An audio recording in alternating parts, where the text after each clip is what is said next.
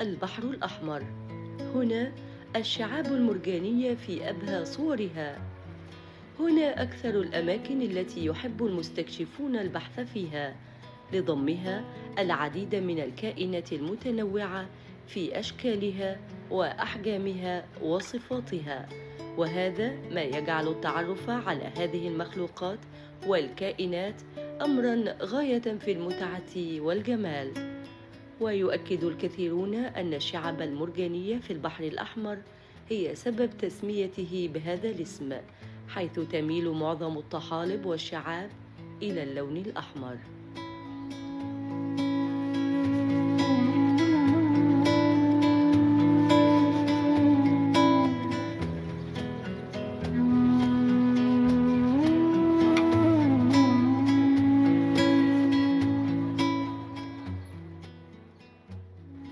لكن هذا الجمال كله ظل مهددا لعقود طويلة بسبب التغيرات المناخية من ناحية، وقلة الوعي البيئي بين المصريين من جهة أخرى.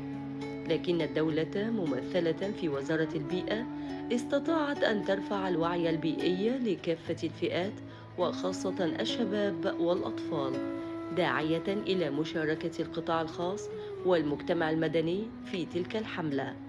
ليس هذا فحسب، بل كذلك عملت على تعزيز التعاون المشترك على المستوى الإقليمي بين الدول العربية الأعضاء من أجل الحفاظ على البيئة والتنوع البيولوجي، ومشاركة الدول الأعضاء في الحملة التوعوية الخاصة بالحفاظ على البيئة البحرية بالبحر الأحمر.